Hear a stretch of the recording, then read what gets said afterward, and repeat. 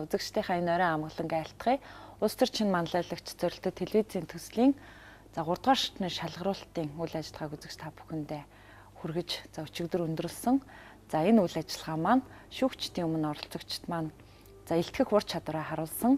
Тэгээд шилдэг 60 оролцогч маань үлдээд одоо 4 дугаар шатны шалгаруулалт бол идэх хэлцээ явж байна. За 30 өдрийн хаслын ажил гэдэг нь нэлээд чанга байлаа шүү дээ. Бас нэлээд том сорилт байлаа. 5 төрлийн үндсэн шалгуураар тус бүрдээ 20 баалтай нийтдээ 100 оноогоор нэгдэг гэж байгаа. Тэгээд манай залуучууд бол сүүлийн үед маш их хөвлөж байна. Одоо шалгалт шүлэг дээрээс нь Fox Group-ийн ярьслаг гэдэг олон төрлөөр шалгах учраас жинхэнэ одоо шилдэг манлайлагчдын гишүүсийн шахсан сайн шалгуур болох байх гэж найдаж байгаа. 5 ажлын 2 нь бол багийн ажлыг үнэлэх байгаа. За 3 нь бол яг хувь оролцогчийн өөрийнх нь ур чадвар өөрийгөө хэрхэн энэ хугацаанд хөгжүүлж чадсан бэ? За ерөнхийдөө нөгөө ерөнхий мэдлэгийг шалгах. За дараагийн шилдэг 30 оролцогчд үлдэж чадах уу эсхийг бид нараас тодруулах юм хариуцлагатай даалгавар. Тэрний нэг бол яхаа харахгүй энэ бям гарагт зохион байгуулагдах эрх чөлөөний сэдвэр бас олон нийтэд лекц уншихын даалгавар байгаа. Тэгээ нэлээд идэвхтэй бэлдэж эхэлсэн байлаа залуучууд маань. Ер нь хав нэг 7 сарын 21-нд төсөл эхэлж ирсэн. 8 сарын 1-нд хөдөө яваал анхны 1700 гаруй хүний 9 ярил 443 шалгаж ирснийгаа бодвол бас манай шилдэг 60 оролцогчдын итгэл үнэмшил сүүлийн хэдэн сарын туршид одоо өөрсдөө бэлэн байдалд өрсөлдөх чадварт одоо тасгаж байгаа бол маш сайн харагдаж байна. Ямар ч даалгавар өгсөн хүлээж авдаг тий. Ер нь бол багийн тоглолт сайтай байна. Өөрсдөө бас өсөн дэвжих итгэл үнэмшил сайтай байна. Энийг бас манай үзэгчид манаас хангалттай харж байгаа хаа. За тэгвэл өнөөдрийн нэвтрүүлгийг бүгдээрээ хамтдаа гарлаа хандуулъя. Ерөнхий ивент тэтгэгч яг одоо яг эндээс Pepsi брэнд. Ерөнхий ивент тэтгэгч хөгжилд хүргэх Монголын жигүүр Хүннүү Air. Ивент тэтгэгч цэвэр агаарт эрүүл амьдарцгаая шин налайх хороолол. Ивент тэтгэгч дэлхийд танигдсан Монгол брэнд Говь. Сайн байцгаана уу. За Монголын улс төрт шинэ цаг, шинэ өдөр, шинэ алхам авчиж байгаа залуучууд дүүнэрээ бас ингээд иргэний эр зөрөг гаргаад энэ төсөлд оролцож байгаад улс төрийн мэдээлэл харилцаа гэдэг энэ ажил үйлчлэгийг эрхэлж явдаг хүний хувьд бас баяр хүргье. Тэгээд сургалтынхаа эхэнд хэлэхэд та нар бол бүгдээрээ улс төрч болно. Бүгдээрээ улс төрч болж чадна. Улс төрч байна гэдэг бол тийм нэг онцгой их одоо суутны шин чанарыг хүнээс шаарддаггүй. Улс төрч байна гэдэг нь зүгээр олон нийтийн санаа бодлыг өөртөө байнга тээж идэг. Тэрийг үйл хөдлөл алхам, үг хэллэг бүрээрээ илэрхийлж, харуулж, нотолж, баталж чаддаг ийм хүнийг л улс төрч гэж. Тэгээд эртүүд бүгдээрээ одоо би нөгөө та бүхний энэ илтгэл видео бүтээгдэхүүнийг шалгаруулах үйл ажиллагаанд оролцсон шүүгчээр суулаа. Тэндээс харж байхад нийтлэг нэг гол анхаарах ёстой дутагдал сул тал гэвэл шууд хэлэхэд та бүхэн ихэвчлэн өөрсдийнхөө санаа бодлыг яриад байгаа. Бид савлын зүрх датгал бүхэн тэгээд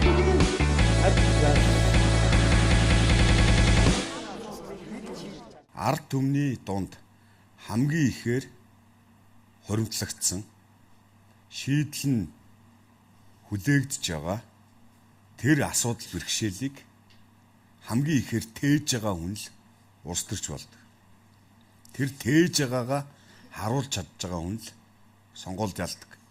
Улс төрийн зөвлөх үйлчлэгээ гэж юу юм, ерөөсөө PR гэж юу юм, нийгмийн олон нийтийн мэдээлэл харилцаа гэж юу юм бэхээр асар олон тодорхойлт байдаг. Энэ асар олон тодорхойлтуудаас өөрийнхөө амьдралд ашиглаж хэрэглэж болох тэр тодорхойлтыг бас сонгож олохоос улс төрчийн зам мөржин их зөв тавигдах болов гэж би бол ингэж боддог. Өөрийнхөө тодорхойлтыг олж гаргаж ирэх юм бол их сайн байдаг гэж боддог. Тэгэхээр улс төрийн мэдээлэл харилцаа гэдэг бол олон нийтийн харилцаа гэдэг бол миний харуул чи өөрийгөө ярьж байгаа бол хизээч амжилтанд хүрэхгүй. Харин чамааг хүмүүс ярьж байгаа бол амжилтанд хүрнэ.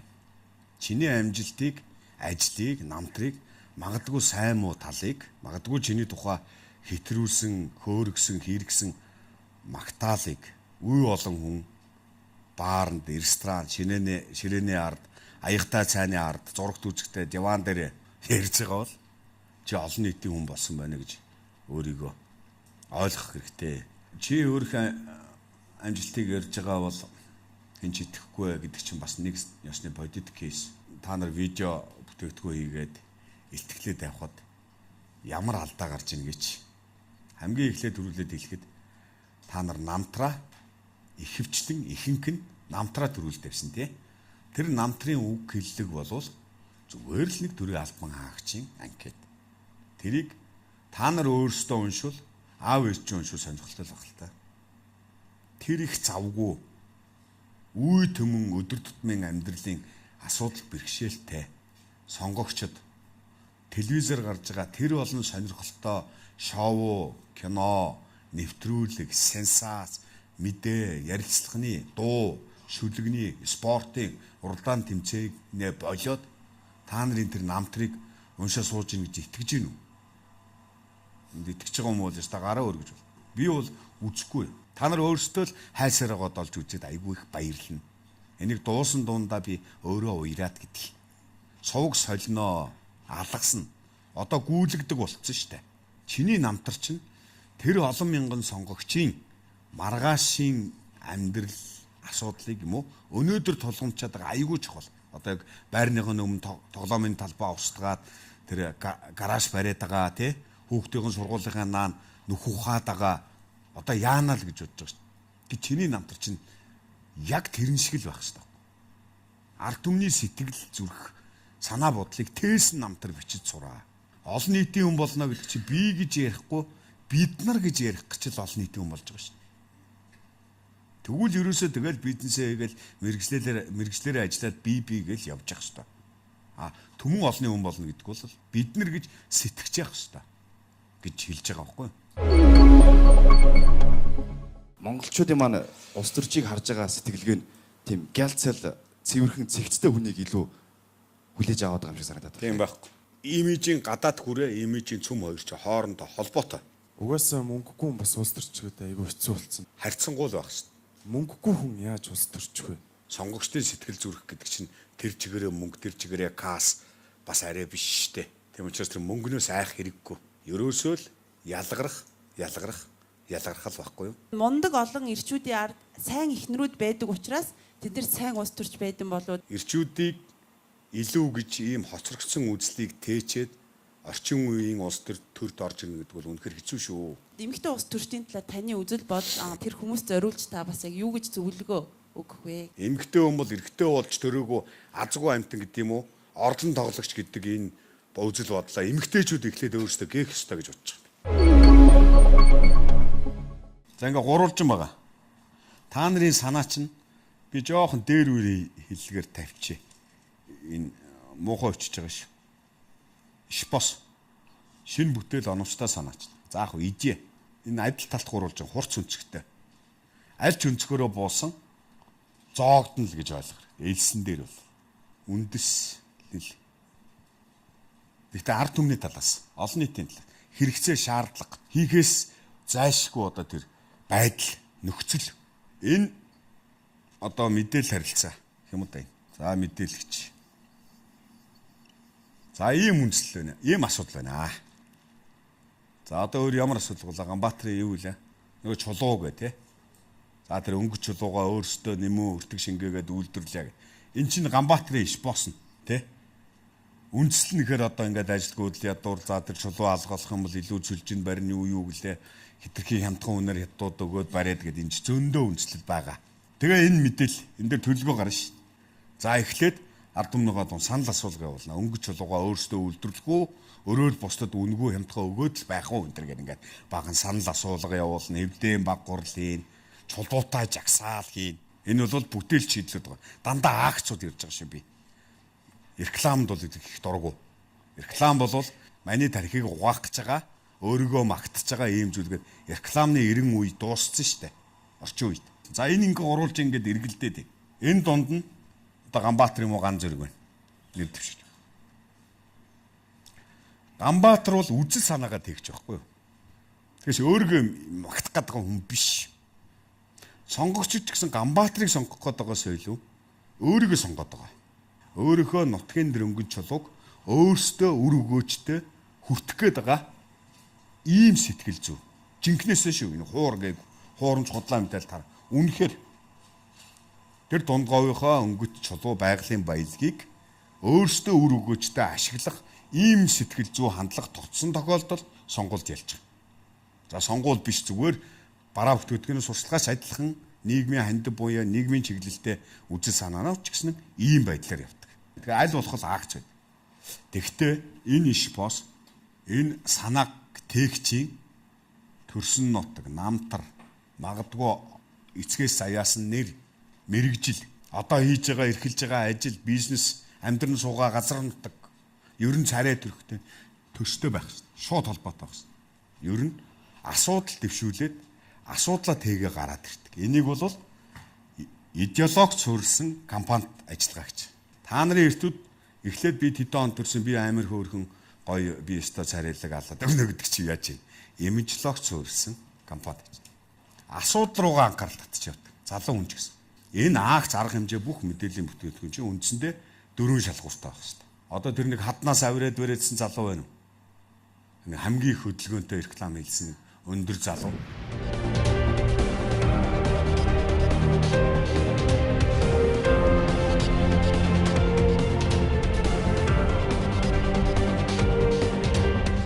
Тэрний хол шилбэл тэр 4 шалгуурын эхнийхт нь шууд нийцэж байгаа байхгүй. Сонирхолтой. Бид үүнийг өнөөдрөөс л эхэлнэ. Сонирхолтой, ойлгомжтой, тавч, онц чухал байх хэрэгтэй. Энэ дөрөвт нийцэж байгаа бол гарга. Тэгээ гол санаагаа олохгүй нэг санаа явж ирснээр шууд талтарж байгаа. Та нарын тэр илтгэл дээр гаргаж байгаа алдаа бол авилга ярьж ирснээр гинт гадаад ажилтныг хөөгч юм уу ингээд ямар ч тийм шилжиж хөдөлгөөн байхгүй. Нэг 7 минутанд 78 асуудлыг нэг дор чихээд байгаа байхгүй. Бид савхийг зүрх юм. Дапит бүхэн тэгээд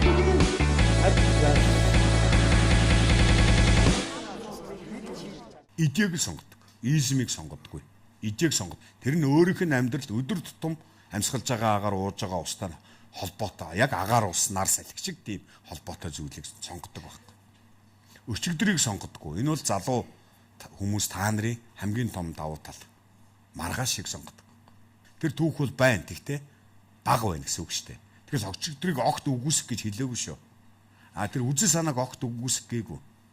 Үзэл санаатай байх ёстой. Та нар маань бол бас их олон хүүхдийн дунд л харж байхад үзэл санаа тогтоогүй төлөвшөөгүй асуудал их байна.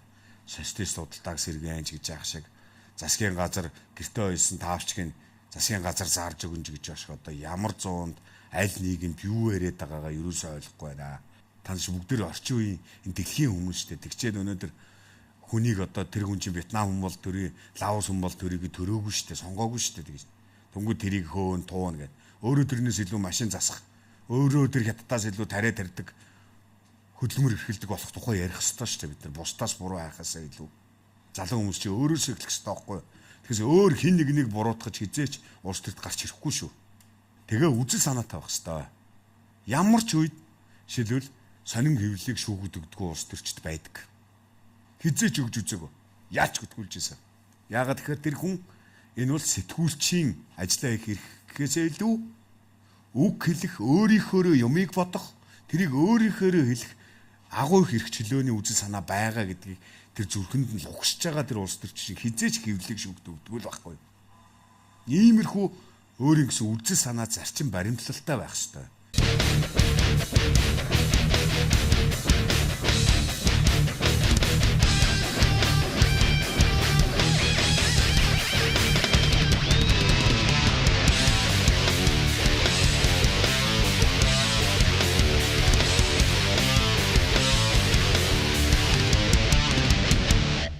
Намыг биш хүнийг сонгодог. Одоо бид нар бие биенийг тэр намын хүн байна да. Нэг харвас гизэг нүснэ гэж үргэлж тэгээд идэггүй. Тийм ч их хатуу ялгаа байдгүй шүү дээ. Монгол гэдгээрээс л нийтгэж байгаа ш. Тэгэхээр чин намыг биш, намаас илүү хүнийг сонгодог. Тэр сонирхох зүйлээл сонсдог байхгүй. Сонгогчд. За энийг зарим нь бол ойлгох зүйлээ олж яадаг гэдэг. Энийг бол би хүлээн зөвшөөрч чадахгүй. Энэ бол хүмүүс худлаа зүйл. Харин сонирхох зүйлээ сонсдог. Яагаад гэвэл завгүй учраас. Нөгөө дөрвөн шалгуурыг даваад энэ стратеги, энэ бүтцүүд энэ дээр суурлаад хийчвэл яах вэ гэхээр чиний амжилтыг 1000 хүн биш 100000 хүн ярьж гэлнэ. Үнэгүй шүү. Үнэгүй юм үнэтэй үү? Олон нийтийн санаа бодлын зах зээлд мөнгө төлөөгүй юм. Мөнгө төлсөн юм бол хизээч үн. Мөнгөө төлчих юм бол хэн ч юу нь юу ч бичиж болно гэж тийч. Тэнд ямар ч уур чадвар, оюун санаа, идэ ухаан хэрэггүй шүү дээ. Тэгэхээр чиний амжилтыг, чиний асуудлыг, чиний ажлыг 1000 хүн биш 100000 хүн ярих ёстой. Эхний зорилго бол тэр. За 100000 гэвэл 100,000 хүн ярих ёстой. Тэр 100,000-ыг 60,000 дэмжиж ярихад ёстой хангалттай. Залуучуудын ярьдаг enough. 2,000 нь улааран эсэргүүц.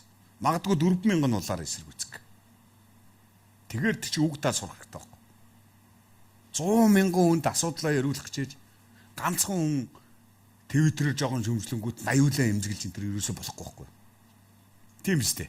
Арчилсан нийгэмд хизээч 100% сэтгэл ханамжийн баталгаа 100% магтуулна гэж байдгүй. Тийм учраас ганц хоёр хүний шөөмжл энэ төрд огт эмзэглэж хэрэггүй, харин баярлах ёстой. Тэр чинь та нарын оролцож байгаа төсөл, та нарын дэвшүүлж байгаа асуудал олон түмэнд хүрж байгаа юм байна да. Чиний амжилтыг бусд нь ярьж эхэлж байна да гэдэг тэр үгээрээ би бол их баярлсан. Монголчуудын маань улс төрчийг харж байгаа сэтгэлгээ нь тийм гялцал цэвэрхэн цэгцтэй хүнийг илүү хүлээж аваад байгаа юм шиг санагдаад байна. Тийм байхгүй. Имижийн гадаад хүрээ, имижийн цөм хоёр ч хоорондоо холбоотой. Угаасаа мөнгөгүй хүн бас улс төрчгөөд айгүй хэцүү болсон. Харьцангуул байх шин. Мөнгөгүй хүн яаж улс төрчих вэ? Сонгогчдын сэтгэл зүрх гэдэг чинь тэр чигээрээ мөнгө, тэр чигээрээ кас бас арай биш штэ. Тийм учраас тэр мөнгнөөс айх хэрэггүй. Ерөөсөө л ялгарах л байхгүй юу? Мундаг олон ирчүүдийн ард сайн эхнэрүүд байдаг учраас тэд нар сайн улс төрч байдсан болоод Ирчүүдийг илүү гэж ийм хоцрогдсон үзлийг тээчээд орчин үеийн улс төрд орж ирнэ гэдэг бол үнэхээр хэцүү шүү. эмэгтэй улс төрчдийн талаар таны үзэл бодол тэр хүмүүст зориулж та бас яг юу гэж зөвлөгөө өгөх вэ? Эмэгтэй хүн бол эрэгтэй болж төрөөгөө азгүй амтан гэдэг юм уу? Орлон тоглогч гэдэг энэ үзэл бодлоо эмэгтэйчүүд эхлээд өөрсдөө гээх ёстой гэж бодож байна. Та нар өнөөдөр улс төрд орохосоо өмнө ингэж бэлтгэгдэж байгаа. За зарим бүгдээр улс төрд орохгүй гэхдээ нийгмийн харилцаанд оршиж амьдрах нь гарцаагүй. Учираас өнөөдөр бие сэтгэлийн бэлтгэл хийж байгаа чинь маш сайн юм а. Яагаад тэгэхээр бокс үзсээр хагаад хизээч боксч юм болдог. Урангуулгалт үзсээр хагаад хизээч урангуулгагч болдоггүй шүү дээ. Гулгаж ийж, унж ийж урангуулгагч болдог. Зодж ийж, зодуулж ийж боксч юм болж олимпиад оргуулж бидний сэтгэл зэрхийг уяраач алтан цавийн талбайг одоо олимпийн тэнгэрт мандуулдаг шүү дээ. Тэгэхээр тэр зүй тогтолтой та нарын маань одоо энэ оролцож байгаа үйл ажиллагаа энэ төсөл бол их ач холбогдолтой юм аа. Сонгогдсон хойноо сургууль сурж байгаа хүүхчиг байгаад бол татвар төлөгчдийн мөнгө энэ цөөхөн олдох амьдралын цаг хугацаас хайран байна. Тийм учраас сонгогдохоосоо өмнө сонгогчдын зүрх сэтгэлийг байлдан дагуулах хамгийн гол нь сонгогчдоо сонсох, харах чадвар суух нь хамгийн чухал шүү гэж би өөр ярианыхаа ихэн зориуд гэж хэлж байгаамаа. Тэгэхээр өөрийн сэтгэгдлийг ярих бол үе болон комментчдийн хийж чаддаг ажил. Зүгээр фэйсбүүкийн хуудсыг 2 минутанд нээгээд өөрийнхөө сэтгэгдлийг бичиж болно. Нар гарлаа, хүүтэн байна гэдэг. Харин олон нийтийн хүн байна гэдэг бол төмний хүн, төлөө хүн байна гэдэг бол тэр төмний санаа бодол ирэх ашгийг үг үйлдэл болгондоо үргэлж илэрхийлдэг байх шин. Өөрийгөө бэлдэж чадах юм бол та нар бүгдээрээ зөвхөн улс төрчд биш энэ улсын хүн болж чаднаа. Төр улсын хүн болж чаднаа, төмөн олонний хүн болж чаднаа гэдгийг бас хэлчихъя гэж бодсон юм. Улс төрийн үзэл санаагаа олж авахд гэдэг юм уу? Ер нь одоо ертөнцийн үзэл санаагаа олж авахд зөндөөл та нар ном хэвлэл уншсан, зөндөөл үзэл санааш нь тогтоол явж л байгаа. Гэхдээ залуу насндаа хүн бол ер нь өөрчлөгч байдаг л гэдэг шүү дээ. Залуу насндаа өөрчлөгч биш бол ер нь эрүүл хүн биш гэж. Насан тогтоод ирэхээр уламжлал үндэс угсаагаа илүү их уламжлалыг их баримтлагч болж хувирдаг. Тэр бол хүний бас зүй тогтол байхаа л гэж боддог. Тэгэхээр одоо та нар аль болох хурц тодорхой идэ санаал залуу хүний гоё юм да. Ер нь хурц тодорхой шүү. Мессеж чинь ч, компани агуулга чинь ч, тэр илтгэл чинь их томоотой бай. Нэг их алдахгүй байна. Томоотой илтгэлүүд чинь. Модон тийм албаны хүн сурталтны маягийн үг гэлэгтэй илтгэлүүд чинь бол алдахгүй байна. Тэгтээ онохгүй байна. Тийм хурц, рисктэй, эрсдэлтэй юмнууд залуу улс төрчдийг, залуу дуучдыг, шинэ бүтээгдэхүүнийг залуу одоо шинэ уран бүтээлчдийг гаргаж ирдэг байхгүй. Тэгэхээс биш итэрхий даган дуурайж бол бас гарахгүй л дээ. Тэгээд өөрийнхөө тэр энэ улс төрчийн өнгө төрх үзэл санааг олж авахын тулд нэг олж сонгоод уншчихсан нэг 5 ном л хэрэгтэй дээ. Уншаад тэмдэглэл хийгээд би дэвшүүл юуг нь яаж ашиглах юм гээ санаанаас санаа ургуулад их өлөн байх ёстой. Одоо энэ улс төрийн өрнөж байгаа үйл явц биш үү те. Өнгөрсөн 7 хоногт, энэ 7 хоногт тэр үйл явцыг өөрийгөө орзуулж бодох хэрэгтэй. Би шинэ ерөнхий сайдын оронд байсан бол яах вэ? Би тэр бүлгийн дарга байсан бол ямар мэдээлэл хийх байсан бэ? Би тэрний оронд ийм дулаан шуганд холбогдсон бол ямар няцаалт хийх вэ? Гэж ингэж өөрийгөө байнга дасгалжуулж би сэтгэлээ бэлтгэж орцуулж явах юм бол тэр сайд та хоёрыг ялгаа авилах байхгүй. PR-маар ямар сонгуулийн технологид эмчлэгдэх аргагүй өвчтөн гэж байдаг. Боломжгүй зүйл зөндөө байдаг. Гэхдээ зөвлөх хизээ тусвалтын зөвлөх үйлчлэгээ хизээ тусвалтын гэхээр нэр дэвшигч чинь өөрөө Монголын төрд хэрэгтэй байх хэрэгтэй байхгүй. Хүн амьтанд үзүүлж харуулах юмтай байх хэрэгтэй байхгүй. Намтар, диплом, амжилт, гайхамшиг одоо юу гэдэг сэтгэл зүрх тийм ээ ёс суртахуун гэр бүл гуравт нь яг тэр зөвлөх үйлчлэгээ энтрийг авах тийм одоо ёс суртахуунтай мэдлэг чадвартай байх хэрэгтэй. Төрсөн ах トゥ бие биенээ бүрэн гүйж танийг л өгдөг байхад гид тойрог дээр нэрэл таны өмнөөс ертөнцийг хэрэглээд өгнө гэж хамаахан хүмүүсийг шууд таньж мэднэ гэж их төвөгдөн штэ. Аль нь үнэ яриад байгаа, аль нь удлаа яриад байгаа. Тэгэхээр PR ч сонгуулийн технологичд сонгуулийн компанид ажилладаг хүмүүс яадаг гэхээр сонгогчдод зөв сонголт хийхэд нь тусалдаг. Сайн эмийг үннээр нь муу эмийг бас үннээр нь хэлж өгдөг л байхгүй. Тэр юмнаас зугтахын тулд тэр хариуцлагаас бултахын тулд хар борон гэсэн янз бүрийн өнгө өгчдөг байхгүй PR-т. Тэр бол баримт нотлохой байгаа учраас л тэгж ажиллаж байгаа шүү. Тэгээс биш огт оргүй үгүй зүйл дээр бол гүтгэн дормжлогддог зүйл байхгүй. Манай сонгогчид ч гэсэн одоо хүн гүтгэх юм бол харин ч одоо нөгөө бумеранг шидсэн хүн шиг болчиход байгаа шүү. Хар PR хийж байгаа хүн бумеранг шидлээ буцаад өөрийнх нь дугуйг зоолгодог байдалтай байгаа. Нэг их одоо ид дарга технологи гэхээс илүү иймэрхүү одоо өдөр тутамд үргэлж санах ямааг сайн бодороо. Тэгээд одоо барууны гэдэг юм уу янз бүрийн үзэл санааны юмнуудын хуулбар байхаасаа илүү өөрийгөө олоорой. Монголын онцлогтой тийм улс төрч байгаарай. Гэхдээ Монголих гэдэг нь бүгдийг үгүйсэх биш.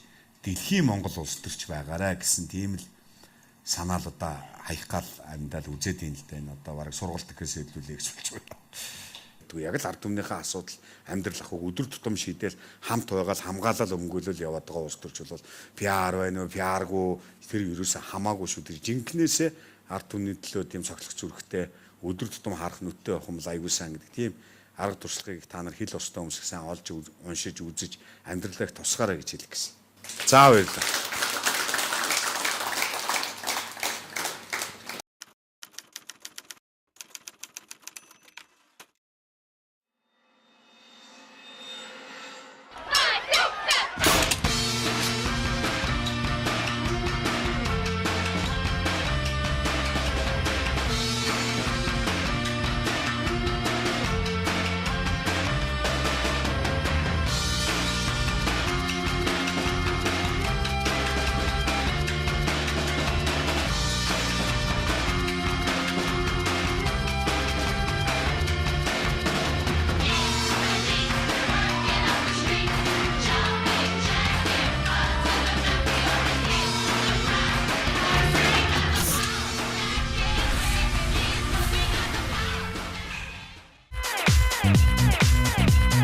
Мөнгө төшөх байгалийн мөнгө. Намруулийн шин загварууд худалдаанд гарлаа.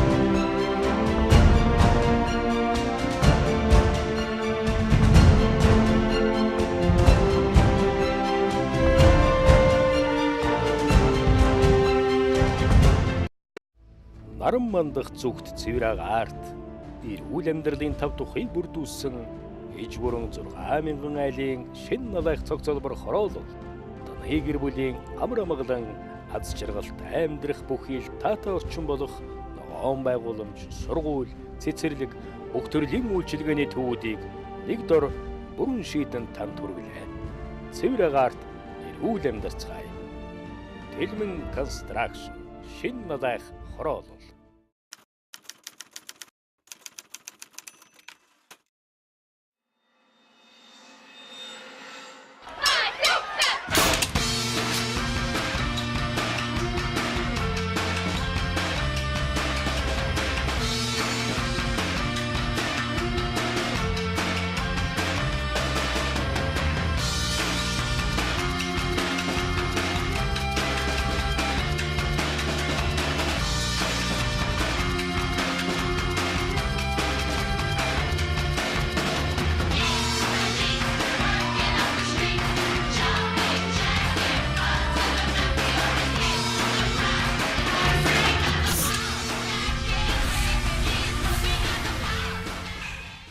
Ерөнхий ивент тэтгэгч яг одоо яг эндээс Pepsi брэнд.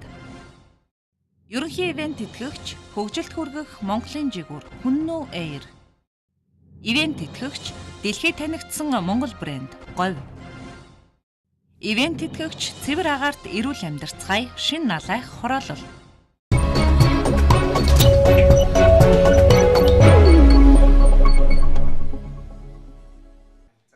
Улс төр чин манлайлагч төслийн ажлын хэсэг англи хэлний абсолют сургалтын төвтэй хамтран шилдэг оролцогчдын мэдлэгийн түвшинг тогтоох шалгалт авлаа. Англи хэлний дүрм сонсгол уншлага, бичгийн ур чадварыг шалгасан тус шалгалт нийтдээ 60 минут үргэлжилсэн. Шалгалтын дүн тестийн оноогоор хэлний мэдлэгээ сайжруулах шаардлагатай оролцогчдыг нэмэлт сургалтанд хамруулахаар төлөвлөж байгаа юм а. Өөрөөр хэлбэл төслийн дараагийн шатанд Америкийн нэгдсэн улсын American University-гийн дэмжлэгтэйгээр манлайллын тусгай хөтөлбөрт хамруулах юм. Дэлхийн олон орны манлайлагч залуусын игнэнд нэгдэх их боломжийн нэг нь хэлний мэдлэг болж байна. Өнөөдөр тэд тестийн шалгалтаар өөрийнхөө мэдлэгийг хэрхэн дүгнснийг сонирхъя. Ерөнхийдөө бол гайгүй. Гэхдээ нөгөө нэг байнга хийхгүй болохоор хамгийн гол нь нөгөө тест учраас бас нөгөө эргэлзээтэй юмнууд айгүйх гараад идэв юм байна. Тэгээ бас ганц хоёр үг мөгөн дээрээс жоохон юу илээгээ эргэлзсэн. Ерөнхийдөө гал гайгүй байх гэж бодож чинь. Тэгээд ойр нөгөө яг ингээ хугацаатай тест хийгээгүй болохоор жоохон нөгөө цагаа юу яаж хуваарлаж чадаагүй тиймэрхүү юм байж магадгүй. За яг би бол ер нь орш колор явсан нөхөр штэ. 10 жилдээ англи хэлийг аваа өвдсөн. Тэр нь гайг байх гэж бодож байсан чи ер нь жоохон мартах тийшнээ хандсан биш шүү. Тэгээд тест ч гэсэн ер нь 1 цагийн дотор бүгдлэхэд ер нь бас эвгүй байлаа. Тэгээд чадлага ирээр бүгдлөө. Гэхдээ хүн байнга л ер нь сорсон мэдснээ батжуулж явахгүй бол ер нь хотлоо юм байна. Ер нь бөглөөл өглөө. Гэхдээ одоо сургууль төгсөөд 10 гаруй жил болцсон. Ер нь англи хэлний тест ингэж бөглөж үзээгүй. Анх удаага бөглөлөө. Тэгээд хугацаанд яг амжуулаад таагаал бөглөсөн шүү дээ. Тэгээ эхэндээ жоохон харж байсан тэгээ хугацаанд амжихгүй. Үнэхээр англи хэл бас жоохон орхигдсон, мартсан байна. Уг нь ч ер нь гайгүй байх шиг байсан тэгээ мэдэхгүй байна. Улс төр чин манлайлагч төслийн зүгээс оролцогчдод оюуны үн цэнтэй хөрөнгө оруулалт хийж удирдлагын академийн тусгай хөтөлбөр, Монголын лектор төвийн сургаалт, илтгэл болон мэтгэлцээний урлагийн талаарх хичээл лекцийг явуулсан. Одоо тэдний хувьд 4-р шатны шалгаруулалтанд хувийн бэлтгэл, тэр дундаа англи хэлний мэдлэгийн түвшингээ ахиулах чухал даалгавар хүлээж байна. Төслийн ажлын хэсэг болон абсолют сургалтын төв тодорхой хугацааны дараа дахин хэлний шалгалт авахар төлөвлөсөн байна.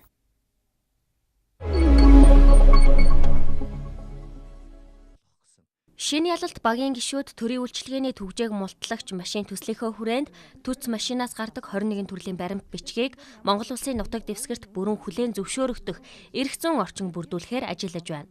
Одоогоор орон нутаг болоод нийслэлд нийтдээ 108 төрлийн үйлчилгээний төц машин ажиллаж байна. Ашиглалтанд орсон цагаас хойш 485 мянган гаруй иргэн үйлчлүүлжээ. Үүнээс харахад иргэд төрийн үйлчилгээг цаг санхүүгээ хэмнэсэн байдлаар авч байгаа бөгөөд зарим банк байгууллагууд тус баримт бичгийг хүчингүйд тооцдог байна. Энэ л асуудлыг шийдэхээр шинэ ялалт багийнхан улсын хурлын гишүүн Ганбаатарт хандаж нөлөөллийн ажлыг хийхээр төлөвлөжээ. Тэд түц машинаас гарах бичгийн нэр төрлийг олшруулах, холбогдох байгууллага төрийн нэгжийн зөвшөөрлийг Монгол улс даяар мөрдүүлэхэд анхаарч байна. Нэг түүц машинаас гарсан бичиг баримтыг Монгол улс даяар ерөөсөө ингэж зарим газар хүлэмжшүүлэгддэг, зарим газар хүлэмжшүүлэхгүй байна. Ялангуяа манай энэ түүц машинаас санаа маань орон нутгуудаас гарсан, оролцогчдоос маань гарсан. Тэрний юу вэ гэхээр одоо орон нутагт хорон тодорхойлт гэж байдаг, багийн тодорхойлт гэж байдаг тийм ээ. Гэтэл тэр нь яг одоо нэг альбом бланктай, гарын үсэгтэй ийм тодорхойлтыг авна гэдэг банкуд маань тэгээд идэм байна. Иргэдээс бид нар бас чанарын судалгаа авч үзлээ. Одоо энэ түүц машиныг танд одоо хэр зэрэг одоо ингээд одоо үйлчилгээний чанартай байна вэ гэдэг. Иргэд бол үнэхээр сэтгэл ханамжтай байна. Өмнө бид нар түүц машингүй байхад нөгөө байрны лавлагыг авах га 7 хоног очирлаад 10,000 төгрөг төлөөд ингэж авдаг байсан бол одоо ерөөсөө бид нар 5-10 минутын дотор ерөөсөө хурууны хийгээ уншуулад энэ бүх мэдээллийг авчиж байна. Анх түүц маань яаж эхэлсэн бэ гэхлээр зэрэг эхлээд нөгөө захим өргөдөл гомдлыг нөгөө авдаг журам гарсан байгаа шүү дээ тийм ээ. Тэр журмаараа ингэж явах хэрэгтэй болоод тэгээ яаж авах вэ гэдэг асуудал яриад ирсэн. Гэтэл нөгөөхөө авдаг нөгөө зүгээр нэг скан хийдэг юм машин хэрэгтэй болоод ингэсэн. Тэгсэн чинь ерөөсөө ганцхан нэг өргөдөл гомдол авахын тулд ийм том машин авч яхаар энийг тэгвэл өргөдөд үйлчлэгийг өргөжүүлэе гэдэг ийм зорилготойгоор. Тэнгүүт иргэний мэдээллийгчнийг оруулаад эндээс мэдээллийг оруулаад гихмчлэнгээр энэ бол маш олон мэдээллийн бааз үүсгээд тэгээ эндээс үндэсний дата төвгээд үүссэн. Энэ мэдээллийг одоо иргэдэд нөгөө хэрэгтэй бүх мэдээллүүдийг авах боломжийг ингэж бүрдүүлж өгсөн юм билээ. Та нарт би үнэхээр баяр хүргэж байна. Ягаад гэвэл монголчуудад очирж байгаа айл болгоны өрх болгоны ялангуяа залуу хүмүүст энэ их шаардлагатай. Дөнгөж гэр бүлээ зохиож байгаа, дөнгөж ажилд орж байгаа, дөнгөж банкнд карта нээлгүүлэх гэж байгаа, дөнгөж амьдралаа эхэлж байгаа залуучуудад энэ маш хэрэгтэй. Тэгээ шилжиж эргэсэд болон гэдэг энэ маш чухал зүйлийг барьж авсан байна. Баярлж байна. Одоо энэ бэрхшээлийн талаар нэгдүгürt мэдээлэл цуглуулаасаа гэж би хүсэж байна. Улсын хурлын гишүүн Ганбаатар тэдний төсөлтөд танилцаж дэмжиж ажиллахаа илэрхийлсэн. Цаашид шинэ ялалт багийнхан түц машины тус бүрийн үйлдвэрлэлийн зардал, гэмтэл гарсан тохиолдолд хэн хариуцаж засварлах, үйл ажиллагааг нь өргөжүүлэхэд төрийн ямар нэгж агентлаг хамаарагдах, машинаас гарах үнэт цаасыг эрх зүйн орчноор хангахад юу шаардлагатайг наривчлан гаргах үүрэг даалгаврыг өгсөн юм а. Үйлчилгээ авдаг иргэдийн төлөөлөгчдөд энэ хүмүүсийг хооронд нь уулзуулад энэ машины асуудлаар шийдэл гаргаж байгаа тэр нэг үн цаасмаас тэр баталгааг нь гаргаж байгаа мэргэжлийн хүмүүсийн суулгаад уулзалт зохион байгуулах явдал бол зарим нэг дүрм журмаас ч хүчтэй. Та нар хууль дүрм журм заавар гэж шууд тийшээ хандхаас илүү банкны холбоо өөр одоо юу гэдэг тэр нөгөө эний чинь хүлээн зөвшөөрөхгүй байгаа байгууллагууд байгаа шүү дээ. Тэдний яг төлөөлийн үндэсний байгууллагуудтай иргэдийн төлөөлөгчтэй хурал гэдэг юм уу иргэдийг төлөөлөөд хамаагүй яг энэ үйлчилгээ авдаг иргэдийг төлөөлөөд та бүхэн хамтын гэрээ хилцэл хийх юм бол энэ бол хуулиар бүх юмыг зохицуулж болдгоо. Шинэ ялалт багийнхан уг төслийн хүрээнд Элчин сайдын яамдууд, Монголын шуудан харилцаа холбоо технологийн газар, улсын бүртгэлийн ерөнхий газарт хандаж зохих мэдээллийг цуглуулсан. Мөн үйлчлүүлэгч иргэдийн дундаж анализ судалгаа хийсэн байна. Энэхүү ажлын үр дүн гаргахын тулд тэд хуулийн хэрэгжилт, стратегийн өмгөөлөл, санхүүгийн зардлыг наривчлан гаргах шаардлагатай болж байгаа юм а.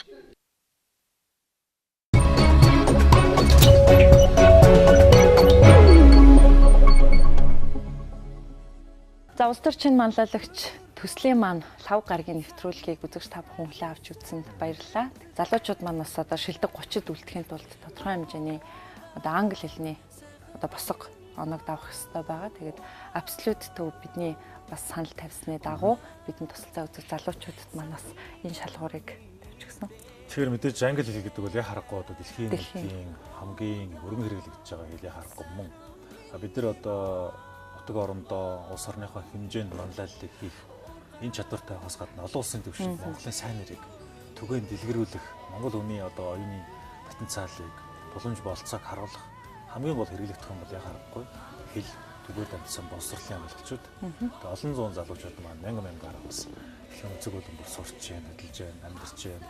Дэлхийн томоохон хариуцлагатай газруудад бас өндөр албан тушаал хашиж байна. Нэг үе бодох юм бол 90-ад оны үед чинь дөнгөж одоо англи хэлний сургуульд хийж явах үеийг бодоход одоо бол захаасаа сурыг бол маш олон боломжууд байна. Тэгээ манай шилдэг 60 оролцогч маань бас хэлний төвшин ямар шохон байгаад абсолют төрөхийн шалгаж өгсөн байгаа. За тэгээд мэдээж олон хүмүүс янз бүрийн оноо авсан байгаа. Гэхдээ энэ дээр заавал сайн оноо авахээс илүүтэйгээр бас өөрийнхөө хаана байгаа вэ? Тийм төвшин хэлж байгаа. Амж байгаа шүү дээ. За тэгээ өнөөдрийнхээ нэвтрүүлгийг өгөр өндөрлөе. За манай төслийн цуврал нэвтрүүлгүүдийг өдөрш бүр сонгон үздэг үзэгч та бүхэндээ баярлалаа. Маргааш шинэ дугаараараа эргээд уулзъя. Баярлалаа үзэгчдээ. Сайхан байна.